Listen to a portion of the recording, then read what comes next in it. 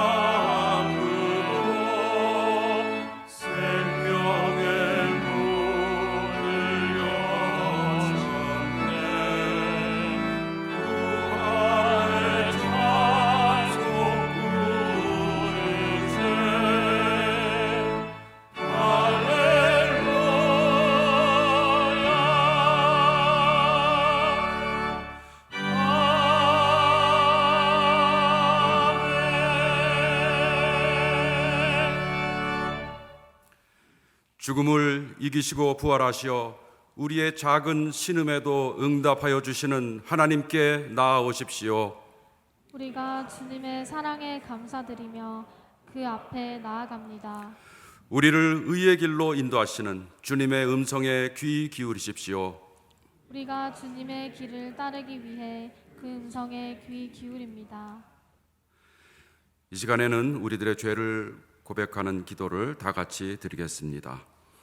생명과 평화의 주님, 우리는 주님의 약속을 전적으로 신뢰하지 못했습니다. 고통과 시련 앞에서 겁을 먹고 두려워했으며 시험과 유혹이 올 때 진리 편에 굳건히 서지 못했습니다. 주님은 죽음을 이기고 부활하셨지만 우리는 여전히 무덤에 머물러 있습니다. 나약함과 두려움에 묶여 있는 우리의 믿음 없음을 긍휼히 여겨 주옵소서.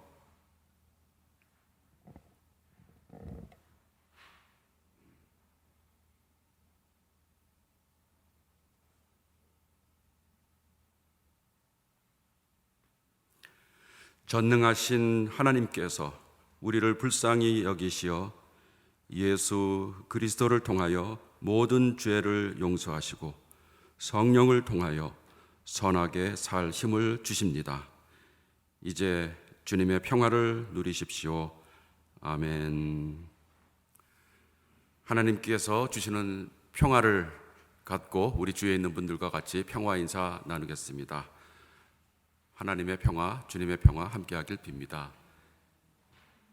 주님의 평화를 빕니다. 각 가정에서 예배드리는 모든 분들에게도 하나님의 평화가 가득 넘치기를 바랍니다. 시편 16편 시편 교독하시겠습니다. 하나님, 나를 지켜 주십시오. 내가 주님께로 피합니다.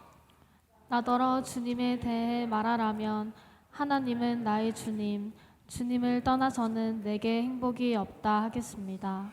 땅에 사는 성도들에 관해 말하라면 성도들은 존귀한 사람들이요 나의 기쁨이다 하겠습니다.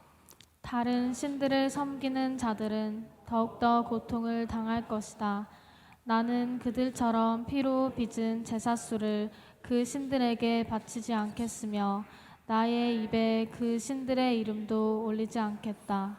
주님께서 나를 보호하셔서 죽음의 세력이 나의 생명을 삼키지 못하게 하실 것이며 주님의 거룩한 자를 죽음의 세계에 버리지 않으실 것이기 때문입니다.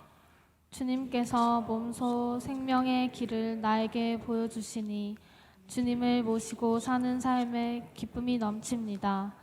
주님께서 내 오른쪽에 계시니 이 큰 즐거움이 영원토록 이어질 것입니다.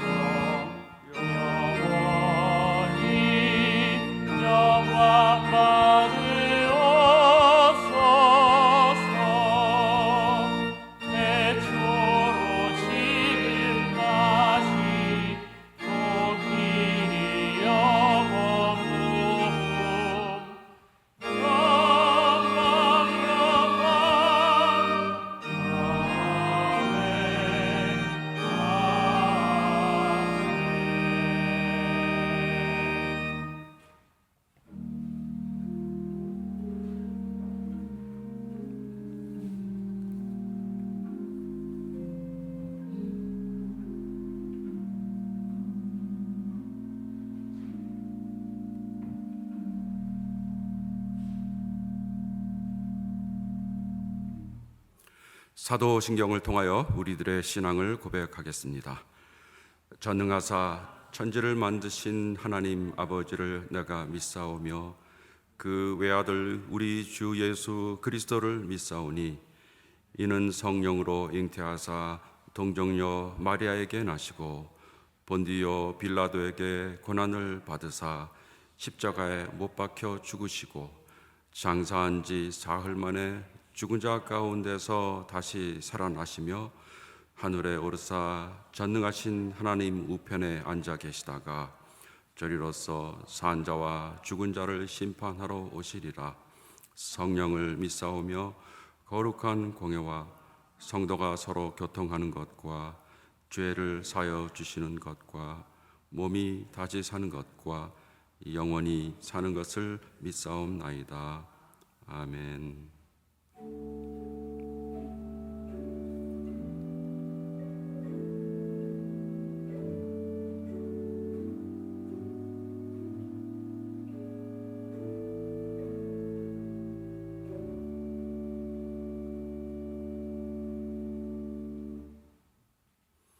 우리 모두를 대표해서 신수연 위원께서 기도해 주시겠습니다. 너희에게 평화가 있기를. 부활이요 생명이 되신 하나님 아버지, 각자의 자리에서 하나님께 기도하고 찬양하고 예배하고 영광 돌릴 수 있음에 감사드립니다.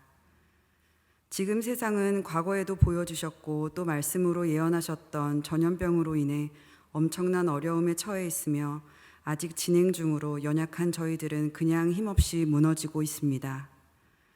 이때 진실로 하나님을 찾고 구하고 예배하고 경배하고 찬양하는 사람들이 얼마나 되는지 생각해 봅니다.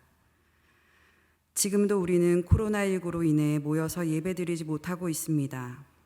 저희들 이 시간 각자의 예배 자리에 와 있지만 마음과 뜻을 다하지 못하고 습관적으로 앉아 있기도 합니다. 하나님을 진정으로 바라보지 못하고 있습니다. 지난 시간 동안 하나님께서 주신 모든 은혜를 말로만 아버지께 돌린 것은 아닌지 생각해 봅니다. 또한 나의 생각이 주님의 생각인 양 무늬만 크리스찬은 아니었는지 다시 한번 생각해 봅니다. 주님, 저희들의 죄를 용서하여 주옵소서. 저희들을 돌이켜 주시고 구원하여 주옵소서. 하나님께서 주신 경고와 고난 앞에서 회개하오니 저희들 모두 용서하여 주시옵고 자신이 원하는 바가 아닌 하나님 아버지의 뜻을 구하고 그 뜻대로 사는 저희들 되게 하여 주시옵소서. 고난을 통해 우리를 만드시는 주님, 오직 주님을 소망으로 삼는 사람은 새 힘을 얻으리니 독수리가 날개를 치며 솟아오르듯 올라갈 것이요 뛰어도 지치지 않으며 걸어도 피곤하지 않을 것이다 말씀하셨습니다. 아버지의 말씀대로 어려운 시기 주님의 자녀들이 더욱 주님을 소망으로 삼아 모두의 자리에서 이겨나갈 수 있는 힘을 주시옵고 특히 최전방에서 주님의 이름으로 헌신하고 봉사하는 코로나19 방역 의료진과 공무원들 한 사람 한 사람에게 성령님의 권능을 허락해 주시옵소서. 또한 이 나라의 위정자들에게 지혜와 총명을 더하여 주시고 힘과 담대함을 주시어 국민과 정부, 환자와 의료진들이 서로가 서로를 위로하며 받은 사랑과 은혜를 나누게 하여 주시옵소서. 저희를 너무나도 사랑하셔서 지금 이 어려움 속에서 누구보다 아파하실 아버지, 이제 우리가 당신의 기쁨이 되기를 소망합니다. 하나님의 뜻을 따라 나보다 이웃을 더욱 사랑하고 나의 삶을 살아가기보다는 주님이 주신 삶에 순종하며 오직 하나님을 예배하는 예배자의 모습으로 살아갈 수 있기를 원합니다. 나는 그리스도와 함께 십자가에 못 박혔습니다. 이제 살고 있는 것은 내가 아닙니다. 그리스도께서 내 안에서 살고 계십니다. 내가 지금 육신 안에서 살고 있는 삶은 나를 사랑하셔서 나를 위하여 자기 몸을 내어주신 하나님의 아들을 믿는 믿음 안에서 살아가는 것입니다. 내 안에 살고 계신 주님께 이렇게 진정으로 고백할 수 있는 부끄럽지 않은 삶을 살아갈 수 있도록 은혜 내려 주옵소서. 예수님이 다시 사셨던 것처럼 저희들의 믿음과 소망과 바람이 완전히 거듭나 하나님의 것으로 채움받기를 원하옵나이다. 아버지가 원하시는 사랑의 모습으로 저희들을 완전히 변화시켜 주시고 하늘의 신령한 복으로 저희들의 인생을 채워 주옵소서. 그리하여 하나님만 크게 보이는 은혜가 우리 삶에 베풀어지기를 기원합니다. 좋으신 하나님 아버지, 오늘 곽호철 목사님께서 전하시는 말씀이 저희에게 살아계신 하나님의 말씀으로 그대로 들리고 온전히 저희의 양식과 생명이 되게 하여 주옵소서. 그 말씀으로 다시 살아나고 힘을 얻어 하나님을 더욱 알아가고 더욱 가까이 갈 수 있게 되기를 바랍니다. 또한 주님께 영광의 찬양을 드리는 성가대와 힘든 온라인 예배를 준비하는 손길들을 기억해 주셔서 모든 이에게 은혜 내려 주옵소서. 아버지의 전능하신 능력으로 이 시간 저희들을 강하게 붙드셔서 큰 은혜의 역사로 모든 성도들이 성령으로 충만하게 되길 소원합니다. 오늘도 하나님을 구하고 의지하고 바라고 기뻐하고 감사하고 사랑하며 살게 해주심을 감사드립니다. 주님의 뜻이 이곳에서 이루어질 것을 온전히 믿으며 이 모든 말씀 거룩하신 예수 그리스도의 이름으로 간절히 기도드리옵나이다. 아멘.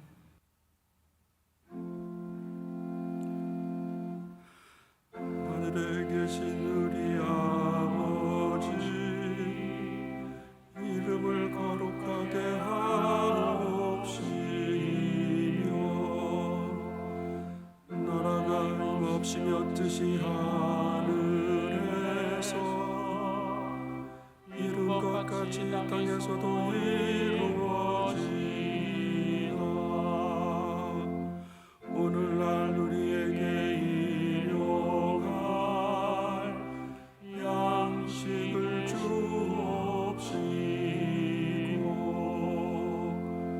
우리가 우리에게 죄를 사하여 준 것 같이 우리의 죄를 사하여 주옵시고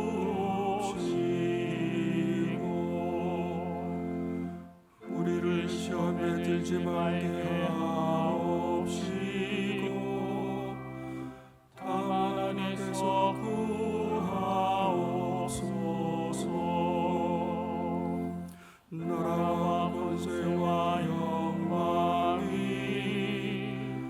아버지께 영원히 있사옵나이다.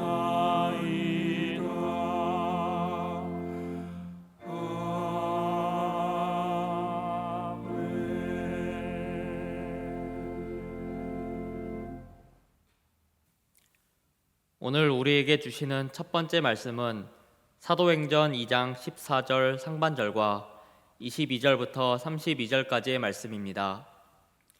베드로가 11 사도와 함께 일어나서 목소리를 높여서 그들에게 엄숙하게 말하였다. 이스라엘 동포 여러분, 이 말을 들으십시오.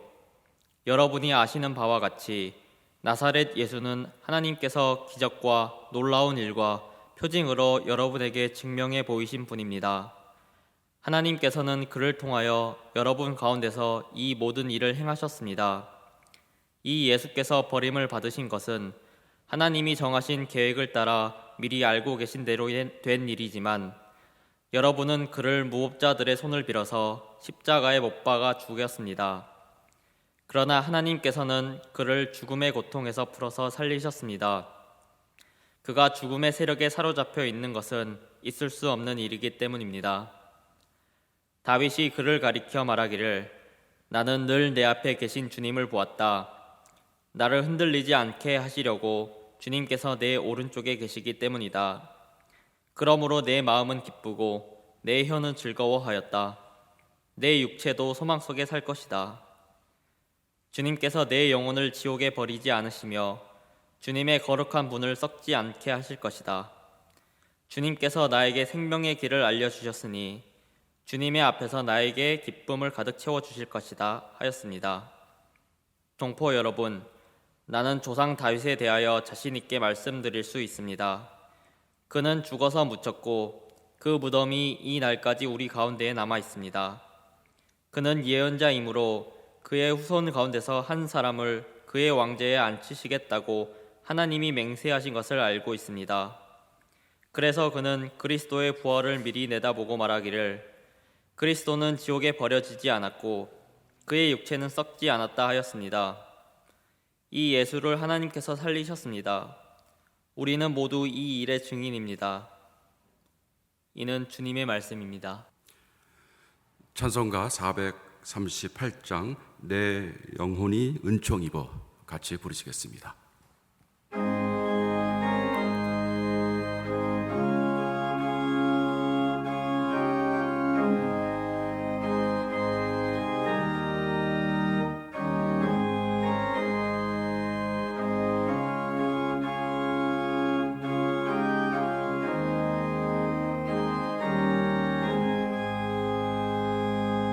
내 영혼이 은총이여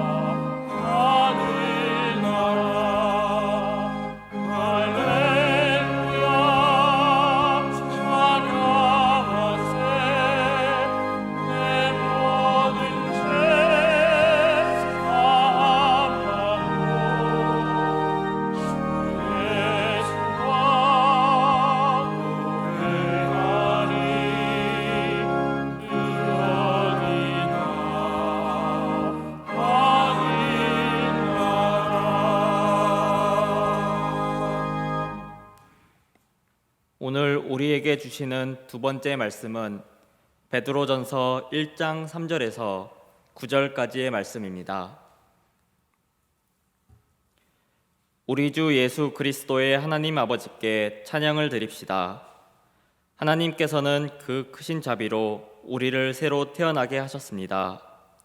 그리하여 그는 죽은 사람들 가운데서 예수 그리스도가 부활하심으로 말미암아 우리로 하여금 산 소망을 갖게 해 주셨으며 썩지 않고 더러워지지 않고 낡아 없어지지 않는 유산을 물려받게 하셨습니다. 이 유산은 여러분을 위하여 하늘에 간직되어 있습니다. 하나님께서는 여러분의 믿음을 보시고 그의 능력으로 여러분을 보호해 주시며 마지막 때에 나타나기로 되어 있는 구원을 얻게 해 주십니다. 그러므로 여러분이 지금 잠시 동안 여러 가지 시련 속에 어쩔 수 없이 슬픔을 당하게 되었다 하더라도 기뻐하십시오.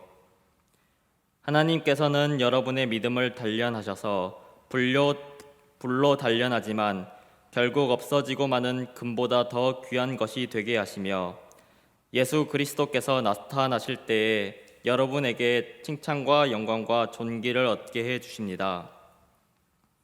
여러분은 그리스도를 본 일이 없으면서도 사랑하며 지금 그를 보지 못하면서도 믿으며 말로 다 표현할 수 없는 즐거움과 영광을 누리면서 기뻐하고 있습니다. 여러분은 믿음의 목표, 곧 여러분의 영혼의 구원을 받고 있는 것입니다. 이는 주님의 말씀입니다.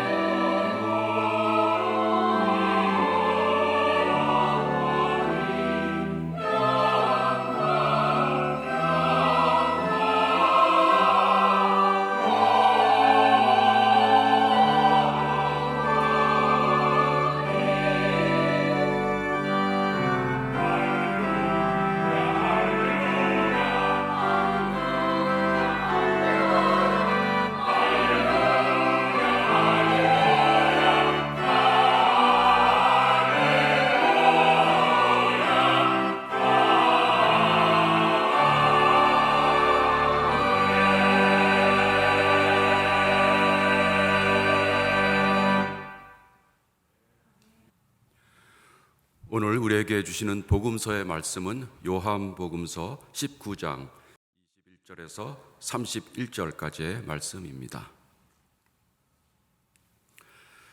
그날 곧 주간의 첫날 저녁에 제자들은 유대 사람들이 무서워서 문을 모두 닫아 걸고 있었다. 그때에 예수께서 와서 그들 가운데로 들어서셔서 너희에게 평화가 있기를 하고 인사말을 하셨다. 이 말씀을 하시고 나서 두 손과 옆구리를 그들에게 보여주셨다. 제자들은 주님을 보고 기뻐하였다. 다시 그들에게 말씀하셨다. 너희에게 평화가 있기를 빈다. 아버지께서 나를 보내신 것 같이 나도 너희를 보낸다. 이렇게 말씀하신 다음에 그들에게 숨을 불어 넣으시고 말씀하셨다. 성령을 받아라. 너희가 누구의 죄든지 용서해 주면 그 죄가 용서될 것이요 용서해 주지 않으면 그대로 남아 있을 것이다. 12 제자 가운데 하나로서 쌍둥이라고 불리는 도마는 예수께서 오셨을 때에 그들과 함께 있지 않았다. 다른 제자들이 그에게 우리는 주님을 보았소 하고 말하였으나 도마는 그들에게 나는 내 눈으로 그의 손에 있는 못자국을 보고 내 손가락을 그 못자국에 넣어보고 또 내 손을 그의 옆구리에 넣어보지 않고서는 믿지 못하겠소 하고 말하였다. 여드레 뒤에 제자들이 다시 집안에 모여 있었는데 도마도 함께 있었다. 문이 잠겨 있었으나 예수께서 와서 그들 가운데로 들어서셔서 너희에게 평화가 있기를 하고 인사말을 하셨다. 그리고 나서 도마에게 말씀하셨다. 내 손가락을 이리 내밀어서 내 손을 만져보고 내 손을 내 옆구리에 넣어보아라. 그래서 의심을 떨쳐버리고 믿음을 가져라. 도마가 예수께 대답하기를 나의 주님, 나의 하나님 하니 예수께서 도마에게 말씀하셨다. 너는 나를 보았기 때문에 믿느냐? 나를 보지 않고도 믿는 사람은 복이 있다. 예수께서는 제자들 앞에서 이 책에 기록하지 않은 다른 표징도 많이 행하셨다. 그런데 여기에 이것이나마 기록한 목적은 여러분으로 하여금 예수가 그리스도요 하나님의 아들이심을 믿게 하고 또 그렇게 믿어서 그의 이름으로 생명을 얻게 하려는 것이다. 이는 주님의 말씀입니다. 아멘. 오늘 말씀 증언을 해주실 분은 우리 교회 동역 목사이신 곽호철 목사님이십니다. 당신이 나의 주님, 나의 하나님이십니다 라는 제목으로 말씀 증언하실 때 우리 모두 하나님의 뜻을 깨닫는 귀한 시간이 되기 바랍니다. 봄이 오긴 했는데 여전히 겨울처럼 우리의 마음과 삶을 꽁꽁 묶어놓고 지내고 있습니다. 주께서 부활하셨고 그 부활의 소식을 오늘 우리가 온라인으로 전하고 나눕니다. 부활은 오프라인 사건인데 온라인으로밖에 전할 수 없는 게 참 아쉽긴 합니다. 현실이 그렇지만 어디에서든 부활의 평화와 기쁨을 함께 누리시길 기도합니다. 지금 우리가 처한 상황을 보면 제자들의 모습과 비슷합니다. 오늘 제자들은 두려움에 문을 꼭꼭 걸어 잠그고 숨어 있었습니다. 제자들은 유대인들을 두려워했죠. 우리는 지금 코로나 바이러스를 두려워합니다. 그래서 신체적 접촉을 피하고 비말의 전파를 차단하고 사람들 간의 물리적 거리를 두도록 요청받고 그렇게 살아가고 있습니다. 코로나19를 겪으면서 제가 깨닫게 된 사실이 하나 있습니다. 뭐냐면 이 만남이라는 게 진짜 위험한 일이라는 겁니다. 만남이 위험한 행위라고 생각해 본 적은 없었는데 그래서 늘 새로운 만남을 기대했고 만남은 당연한 일이라고 생각을 했습니다. 그런데 코로나19는 우리의 만남이 목숨이 오고 가는 중차대한 일이라는 걸 깨우쳐 줍니다. 옷깃만 스쳐도 인연이라고 좋아했는데 이제는 옷깃만 스쳐도 욕을 거하게 먹을 수 있습니다. 그래서 이 만남이라는 것이 위험한 일이면 어떤 선택을 하며 살아가야 될까, 이런 생각을 하게 합니다. 아예 두문불출, 속세와 인연을 끊고 산이나 광야 혹은 개인 숙소에서 칩거하며 사는 방법이 있습니다. 그러나 성 프란시스처럼 새들과 얘기하고 늑대와 소통할 수 있을 정도가 아니면 아마 외로워 죽겠죠. 다른 방법은 위험을 감수하며 살아가는 겁니다.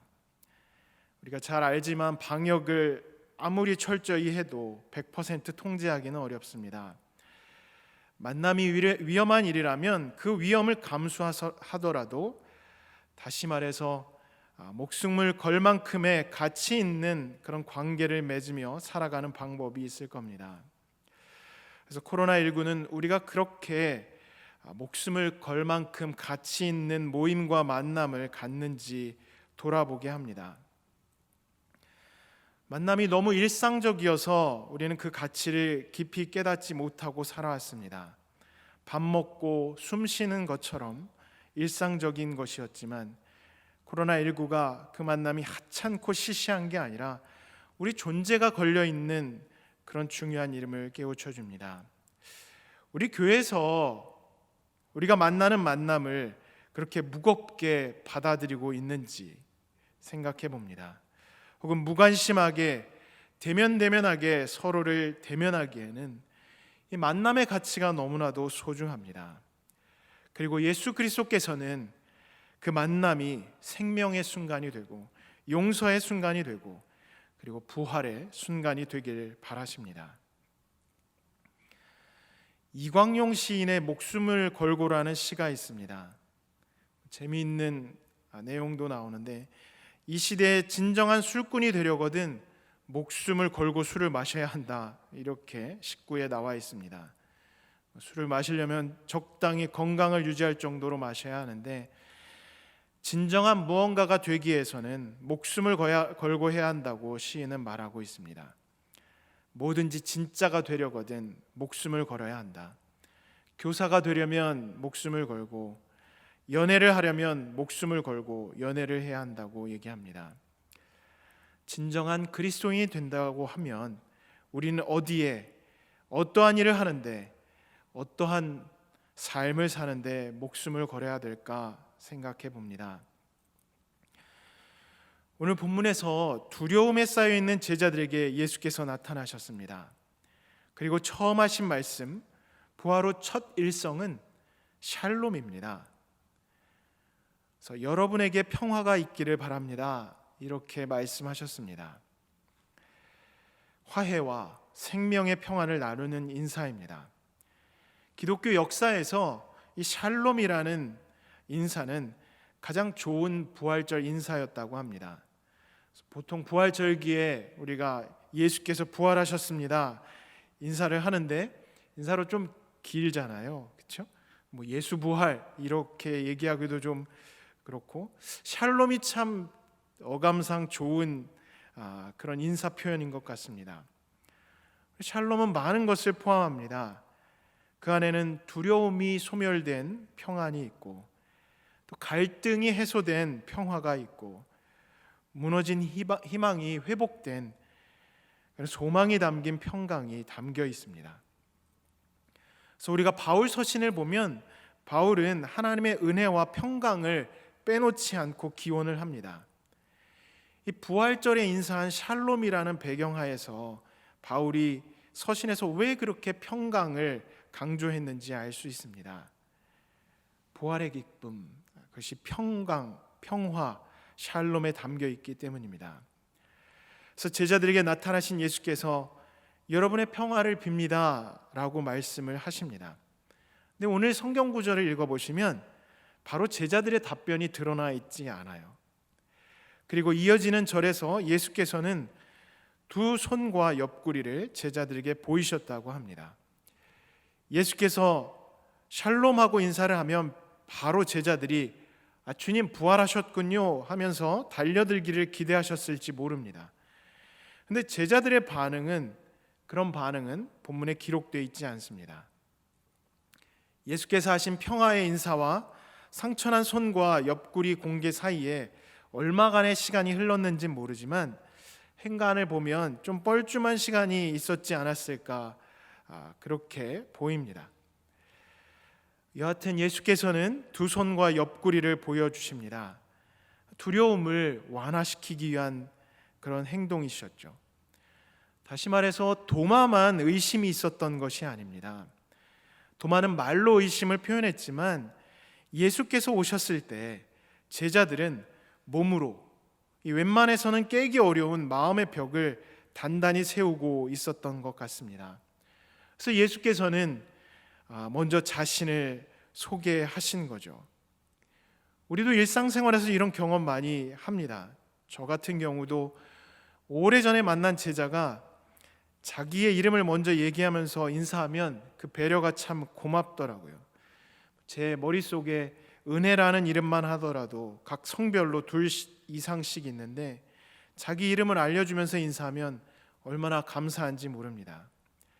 예수께서 지금 제자들에게 그렇게 다가오신 것 같습니다.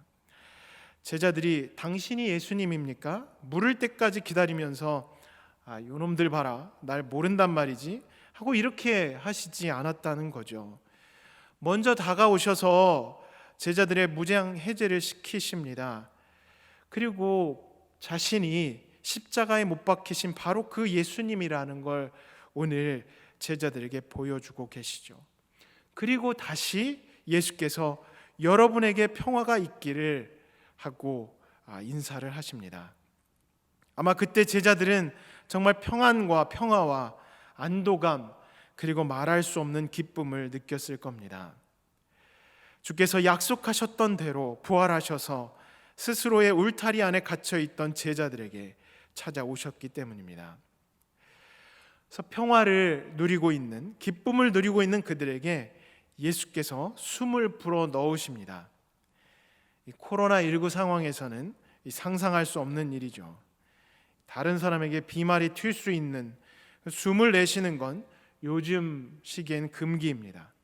절대 하지 말아야 하는 그런 행동이지만 예수께서 당시에 불어넣으신 숨은 죽음의 바이러스가 담긴 그런 비말이 아니었습니다. 부활의 숨이고 죽음을 이기신 승리의 숨이고 죽음이 가둘 수 없는 그런 새 생명의 숨이었습니다. 봄바람이 겨울잠에 취했던 나무들을 깨우듯이 부활하신 예수 그리스도의 숨은 이 죽음이라는 견고한 틀에 갇혀 있던 제자들을 깨웠고 그 틀을 깨뜨리셨습니다. 창세기 2장에서 하나님께서는 생기를 불어넣어 창조를 완성하셨습니다. 인간을 살아내셨습니다. 세상의 바람은 어디서 불어오는지 모르지만 생명의 바람은 하나님께로부터 옵니다. 에스겔 37장에서는 골짜기의 마른 뼈들에 생기가 들어가자 생명의 군대가 됩니다. 유대인들은 당시에 포로기에 점령국에 유배되어 사로잡혀 있었습니다. 그 나라는 그들에게 무덤을 의미했습니다. 그들은 하나님의 생기를 통해 새로운 기운을 회복하고 무덤에서 돌아올 것을 믿었습니다.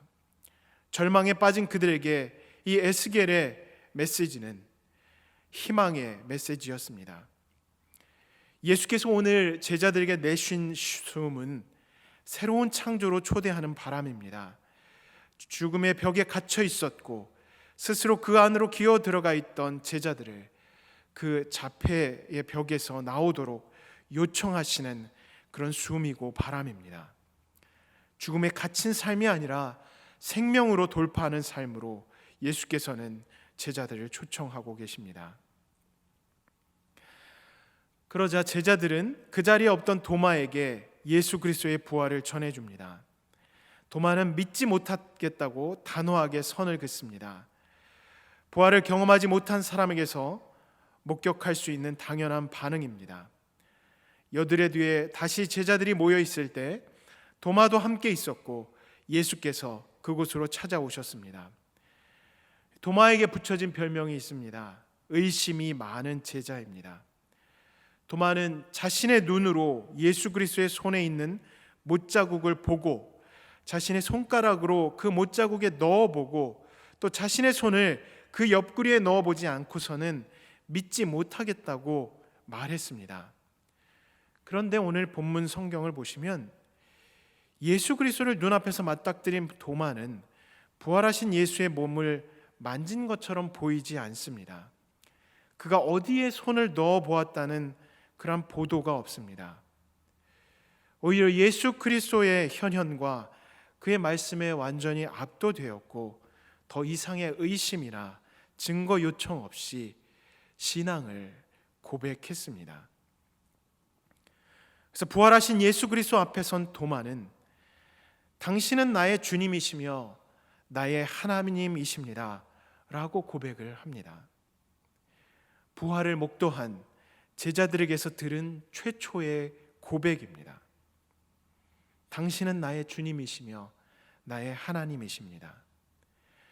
부활을 가장 극렬하게 부정했던 사람이 부활하신 주님께 가장 위대한 신앙 고백을 했습니다. 오늘 읽은 본문 직전의 구절에서 마리아가 부활하신 예수님을 만나지만 그가 고백한 주님은 라부니라는 선생님이라는 뜻의 고백입니다. 도마는 부활하신 예수 그리스도를 선생님이 아닌 주님, 하나님으로 고백을 합니다. 1세기 로마의 황제였던 도미티안은 자신을 우리의 주이시며 하나님이라고 부르도록 요청하고 명령을 했습니다. 그래서 도마의 고백이 더 무게감 있게 다가옵니다. 로마의 황제가 아니라 예수 그리스도를 주님이시고 하나님이라고 고백하기 때문입니다. 부활을 경험한 도마의 고백, 부활절 둘째 주일을 지나며 당신은 나의 주님이시며 나의 하나님입니다, 이런 고백이 우리의 고백이 되길 간절히 바랍니다. 이 부활 사건을 우리가 해마다 듣고 또 성경을 통해서 읽고 말씀을 통해서 우리가 다시금 깨닫는데 이걸 우리가 어떻게 받아들여야 될까 늘 생각을 해봅니다. 부활 사건을 인간의 경험과 경험에 얽매인 언어로는 참 설명하기 어렵습니다. 십자가에 못 박혀 죽었다가 살아나신 예수의 부활 사건을 부활을 아직 경험하지 못한 우리가 어떻게 설명해야 될까요? 참 어려운데 오늘 그 의미를 다시 한번 좀 되새겨 보려고 합니다. 부활 사건은 모든 것을 꿰뚫고 싶어하는 우리 지적 관성의 제동을 겁니다. 지적 호기심은 부활을 우리 이해 범위 안에서 파악하려고 합니다. 그러나 물리 법칙에 기초한 지식으로는 이 부활을 이해할 수가 없습니다. 그래서 이해할 수 없는 사건 앞에서 우리가 취할 수 있는 길은 몇 가지 없습니다. 대표적인 것이 그 사건을 믿지 않고 거부하는 것이죠. 그래서 제가 아는 목사님한테 어떤 분은 그렇게 질문을 한다고 합니다.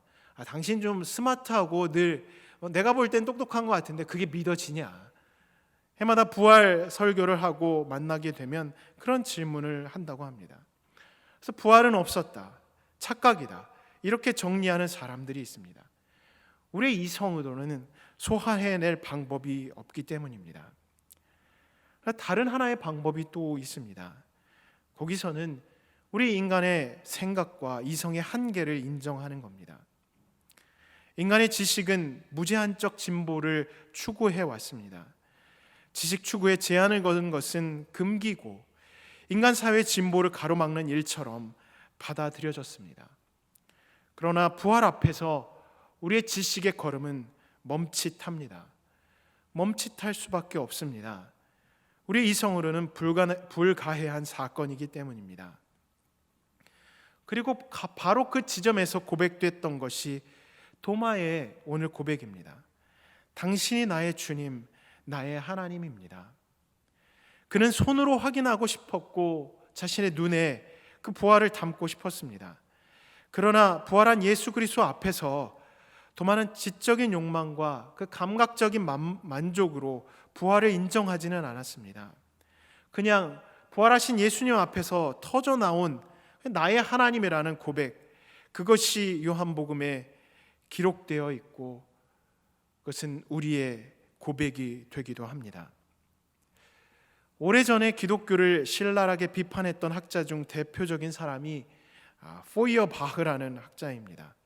그는 신학을 인간학이라고 하고 신을 인간의 투사로 간주를 했습니다. 사람은 생각하는 대로 되는 것이 아니라 사람은 먹는 대로 된다, 이렇게 얘기를 했습니다. 그는 유물론에 경도되었고 이성의 능력에 맹목적이었습니다. 그가 쓴 박사학위 논문이 있는데 참 흥미롭습니다. 제목이 뭐냐면 이성의 보편성, 통일성, 그리고 무한성입니다. 이성은 보편적이고 통일적이고 무한하다는 것입니다. 그래서 그는 이성의 대단한 능력을 조리 있게 요약을 했습니다. 근데 재밌는 것은 그 이성의 자리에, 그가 표현한 이성의 자리에 하나님을 놓아도 전혀 이상하지 않다는 겁니다. 하나님을 그 자리에 놓으면 하나님의 보편성, 통일성, 그리고 무한성이 됩니다. 우리가 보통 얘기하고 고백하는 하나님의 특성입니다. 하나님은 보편적이고 하나님은 하나이시고 하나님은 무한하십니다. 그래서 포이에르바하는 이성이 하나님의 자리를 차지한 그런 계몽주 시대의 모습을 보여줍니다. 그리고 우리는 그 후예로 이 땅을 살아가고 있습니다. 이성이 여전히 신적인 권위를 지니고 있는 시대이고 이성에 기초한 과학과 경제 혜택을 우리가 누리며 살아갑니다. 아마 과학의 발달이 없었다면 코로나19를 겪으면서도 대처할 방법을 찾지 못해서 우왕좌왕 혼돈 가운데 있었을지 모릅니다. 그러나 이성이 우리 삶의 절대 권위를 지니고 있는 한 우리에게 도마의 고백은 요원합니다. 이성에 기초한 합리적인 계산과 과학적 사고가 우리 삶에 유용하고 필요합니다. 그러나 이성의 포로가 될 때 우리의 삶은 구원에 이를 수 없습니다.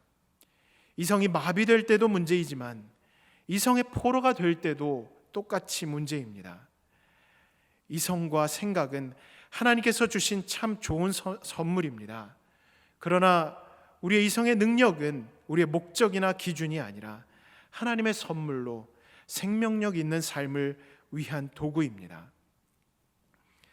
안타깝게도 우리의 이성은 종종 생존의 영역에 갇혀 있습니다. 제자들이 문을 모두 걸어 닫아 갇혀 있던 것처럼 부활을 경험하지 못한 우리의 생각과 이성은 우리의 삶과 생존에 매몰되기가 쉽습니다. 죽음 앞에서 두려워하고 무서워하고 안절부절 못합니다. 제자들이 그랬습니다. 그리고 우리가 그렇습니다. 코로나19에 걸릴까봐 두렵고 공동체에서 소외될까 두렵고 경제가 어려워져서 두렵고 세금을 많이 내야 될까봐 두렵고 마음에 안 드는 정치인이 뽑혀서 두렵고 내가 싫어하는 사람이 승승장구하는 게 두렵습니다. 그 두려움이 우리를 가두고 생명보다는 죽음에 기초한 삶을 살아가게 만듭니다. 그러나 예수 그리스도의 부활은 우리가 우리 스스로를 가두는 그 어떠한 두려움과 절망에서 벗어나도록 우리를 초대합니다. 문을 걸어 잠그고 숨어있던 제자들이 뛰쳐나와서 그리스도를 목숨 걸고 증거한 사건을 부활이 아닌 이유로 설명하기가 어렵습니다. 제자인 척하던 그들이 목숨을 건 진짜 제자가 된 계기를 부활이 아니면 또한 설명하기 불가능합니다. 상처에 손을 넣어보겠다고 단단히 마음을 먹은 도마가 예수 그리스도 앞에서 목숨을 걸고 당신은 나의 주님, 나의 하나님이십니다 라고 180도 변한 것도 부활이 아니면 불가해합니다. 부활이 아니면 상상할 수 없는 길을 제자들은 걸었고 오늘 요한복음 우리에게 그 길을 걷도록 요청합니다. 하나님께서는 생기를 불어넣으셔서 이 땅에서의 삶을 우리에게 주셨습니다. 예수께서는 부활하셔서 그 생명의 호흡으로 우리의 삶과 그 삶 너머의 생명의 길을 예비하고 안내하고 또 함께 동행하십니다. 부활절을 지내며 우리가 해야 할 고백은 예수님, 당신만이 나의 주님, 나의 하나님이십니다. 나의 주는 세상의 지도자가 아니고 안전을 지켜줄 그런 가시적 보호막도 아니고 무한을 흉내내고 무한을 이해할 것 같은 이성적 능력도 아닙니다. 오직 부활하신 예수 그리스도만이 나의 주님이시오 나의 하나님이십니다.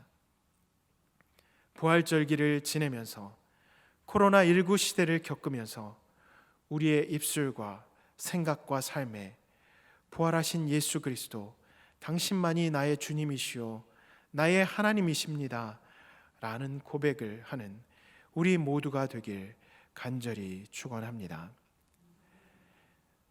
오늘 선포된 말씀을 두고 함께 묵상 기도하시겠습니다.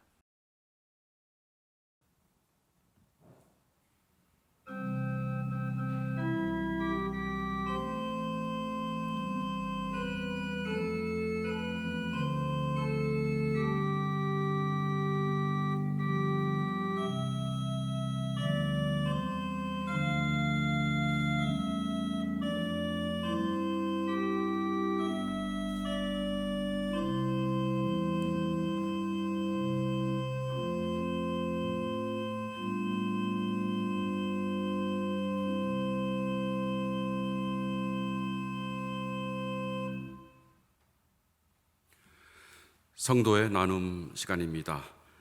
오늘 부활절 둘째 주일을 맞이해서 귀한 말씀 증거해 주신 곽고철 목사님께 감사드립니다. 또한 부활의 승리를 찬양해 주신 성가대에게도 감사드립니다.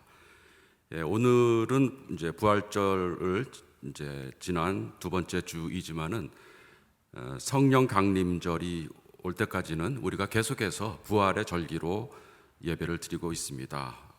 올해 성령 강림절이 5월 31일인데요. 4월과 5월 내내 우리가 부활의 뜻을 새기면서 예배를 드리게 되겠습니다. 특별히 요즘과 같은 시기에 부활의 의미가 우리들에게 더욱더 절실하게 다가오는 것 같습니다. 바라기는 이 부활의 절기 중에 우리가 다시 예배당에 나와서 예배를 드리게 되었으면 좋겠습니다. 코로나19로 인해서 우리가 계속해서 온라인으로 예배를 드리고 있습니다. 자세한 안내해 드리고 있는데요. 문자를 혹시 못 받으신 분들은 교회 홈페이지를 방문하셔서 온라인 예배에 접속하시기 바랍니다. 매주 헌금은 해당되는 주일날이나 혹은 그 이전에 주 중에 온라인으로 드리시기 바랍니다. 헌금도 우리 신앙생활의 또 중요한 한 부분입니다. 여러분께서 관심을 가지시고 또 정성을 다하셔서 헌금에 참여해 주시기 바랍니다.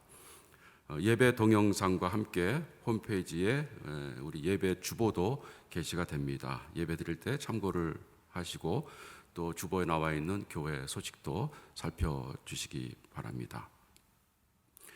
교회 학교와 대학부에서도 온라인으로 예배를 드리고 있습니다.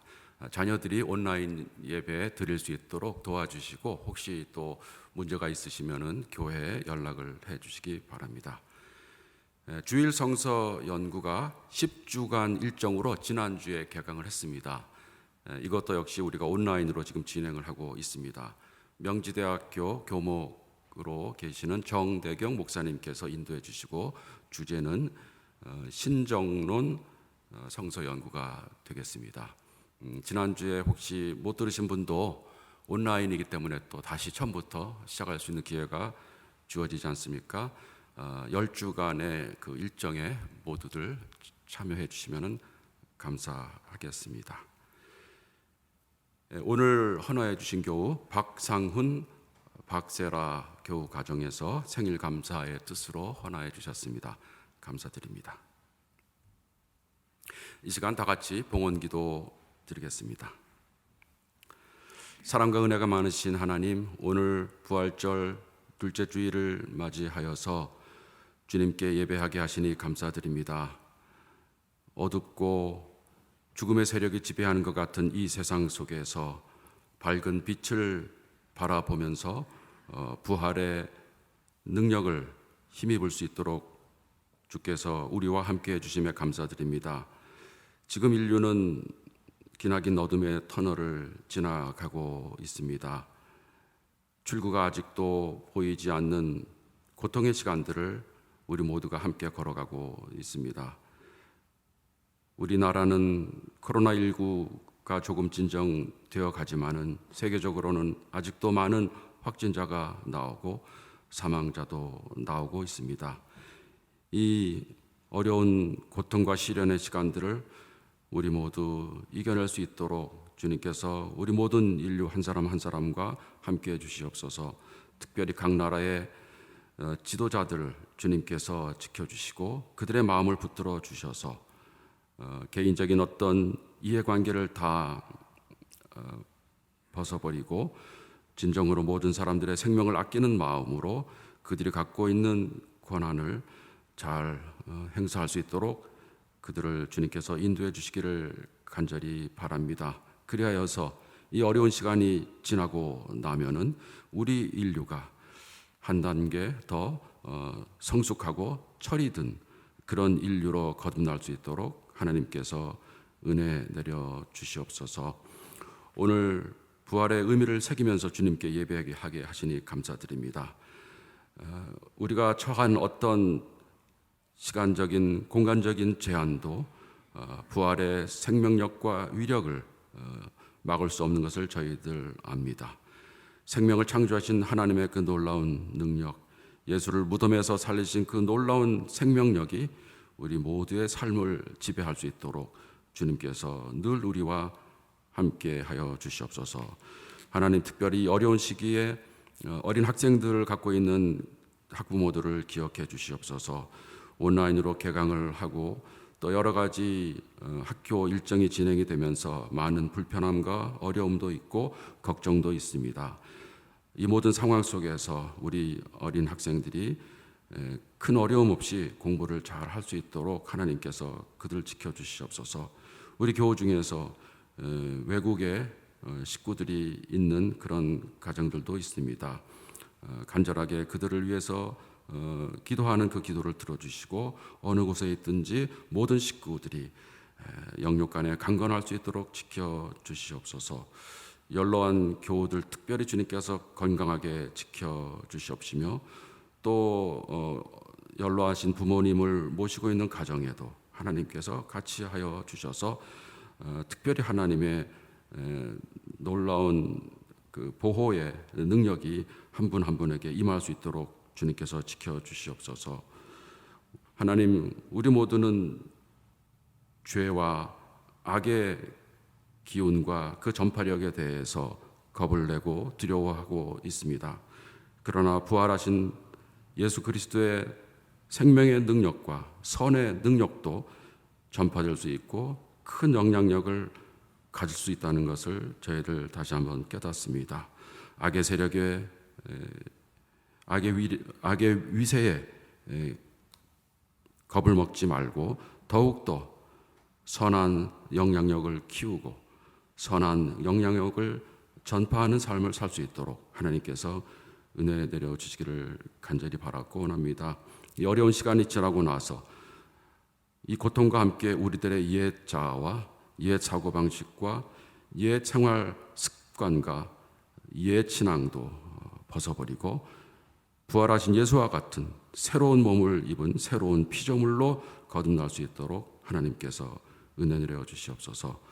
저희들 주님 앞에 나오면서 마음 깊은 곳에서 정성껏 준비한 예물을 바칩니다. 이 예물이 쓰이는 곳곳마다 하나님의 뜻이 더욱더 전파될 수 있도록 축복해 주시옵소서. 모든 것 감사드리며 예수님 이름으로 기도드립니다. 아멘.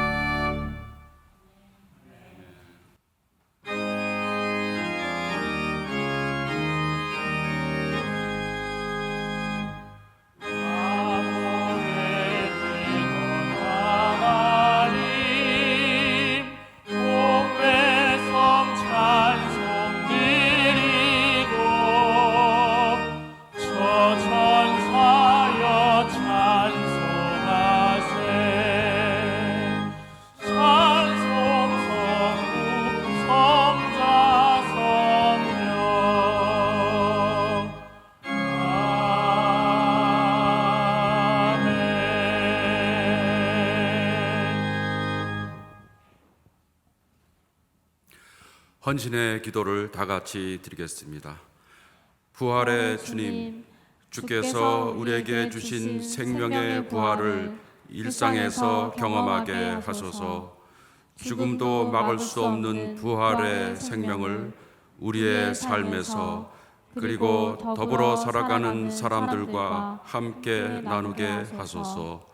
예수 그리스도의 이름으로 기도합니다. 아멘. 찬송가 171장 하나님의 독생자 다 같이 부르시겠습니다.